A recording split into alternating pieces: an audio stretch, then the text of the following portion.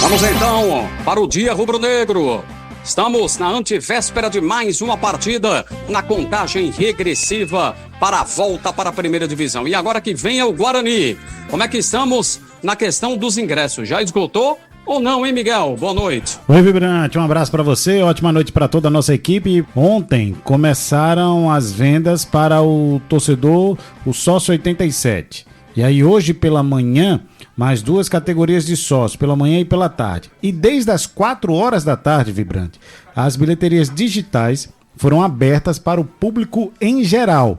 Como as vendas com grande público, né, começaram hoje, o Sport ainda não divulgou a parcial de ingressos. Porém, eu não tenho dúvidas e posso até dizer aqui que teremos mais uma vez o público de 26.345 torcedores sem medo de errar. Só não vou cravar a renda porque tem uma variável, né? Depende de quem vai para a lounge, depende do número de estudantes, depende do número de crianças, tudo isso é levado em consideração e isso altera o valor da renda. Mas o público não tenho dúvida, porque a procura é grande em relação a este jogo e só se fala nisso entre a torcida rubro-negra lotar a Ilha do Retiro nesta quinta-feira, 9h30 da noite. Com um detalhe, as bilheterias físicas, bilheterias do Arco e também da sede social vão abrir a partir de amanhã, das 9 da manhã até as 5 da tarde, nesta quarta-feira. E na quinta, dia do jogo, abrem às 9 da manhã até o segundo tempo do jogo, às 10h45 da noite.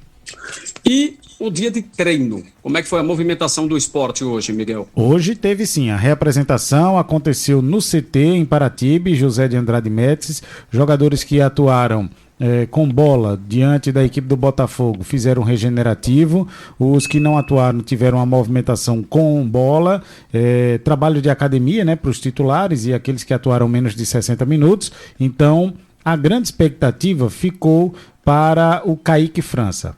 Vibrante, o Sport fechou o treino hoje, mas as informações que a gente vem aqui apurando ao longo da tarde dão conta que ele participou do regenerativo, foi reavaliado. Não é certeza de que jogue, mas o sentimento de com quem eu conversei hoje à tarde é de que o Kaique possa se recuperar.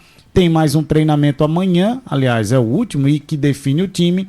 Eu estou acreditando, Vibrante, que ele possa retornar ao time do Esporte Clube do Recife. A não ser que tenha havido uma lesão no tornozelo, aí realmente o jogador ficaria impedido de pisar no gramado, tocar na bola, impedido de jogar. Mas pelo que eu andei conversando, é possível que o Kaique retorne nesta quinta-feira e o Thiago Couto volte ao banco de reservas. Mas por enquanto é apenas uma informação de bastidor, porque o Sport nem divulga resultados de exame de imagem e nem divulga estado clínico de atletas que estão ou que passam pelo departamento médico.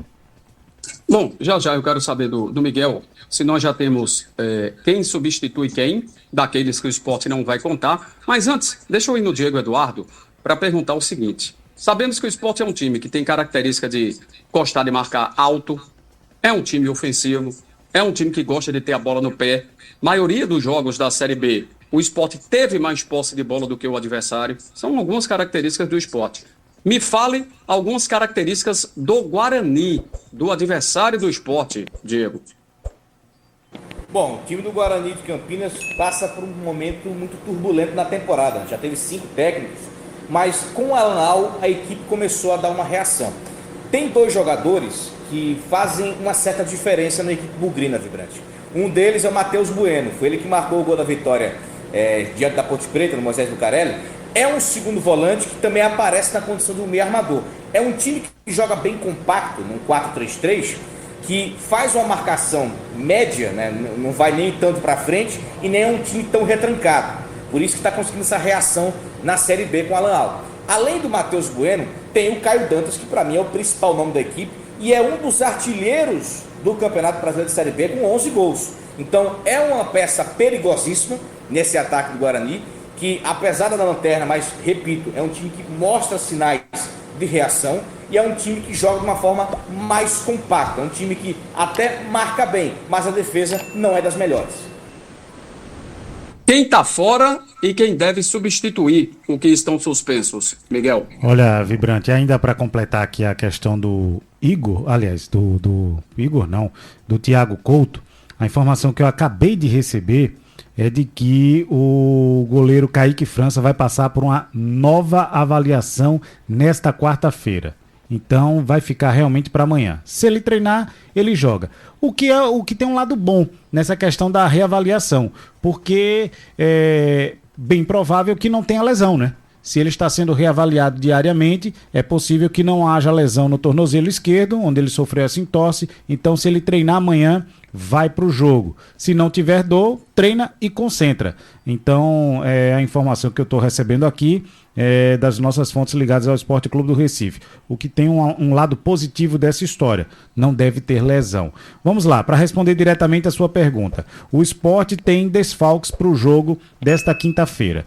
O Felipe retorna. Cumpriu a suspensão pelo terceiro cartão amarelo. Aí quem está saindo? Fabrício Domingues tomou o terceiro cartão amarelo. Para esta vaga, sem dúvidas, Julian Fernandes continua no time. Um pouco mais à frente, o Titi Ortiz, ele tomou também o seu terceiro cartão amarelo.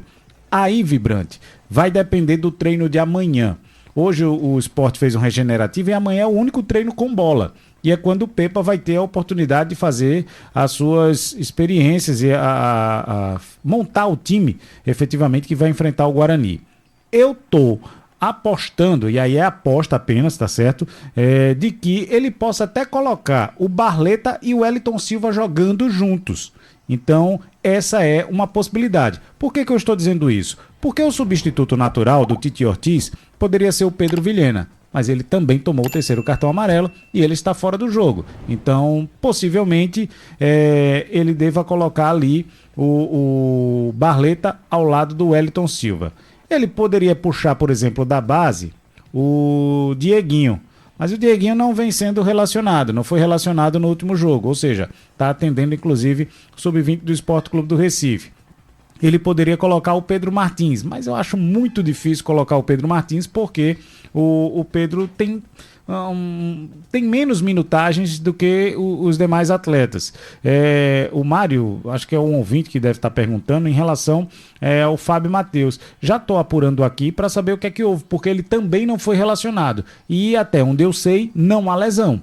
Ele não está no departamento médico. Então, se ele está sobrando da relação, o Fábio Matheus, que nem é a posição dele, né? Ele joga um pouco mais recuado na cabeça de área, é pura opção do treinador. Então, eliminando ali essas opções, eu estou crendo que ele possa colocar ali o Barleta e o Wellington Silva, os dois no mesmo time, apesar das mesmas características. O que aconteceu com o Fábio Matheus? O cara passou de quase titular para nem relacionado para os jogos. Alguma informação sobre ele? Ele está mandando aqui a mensagem ao Eduardo, que é de Boa Viagem. Não tem nada, não tem lesão, não tem nada. O único jogador que ainda está em recuperação, mas não está nem no departamento médico e sim na transição, é justamente o Palácios. É o único jogador que está na transição. Ele já saiu do departamento médico, está trabalhando a parte física, que é justamente o intermédio entre a parte física e o departamento de futebol. Mas ninguém no departamento médico. O Zé do Carmo responderia peso, altura e simpatia. O treinador tem isso, né? Me agrada desse atleta, da forma como ele joga, como ele atua. Desse não me agrado. Certamente é isso, né? Com o Fábio Matheus em relação ao professor Pepa.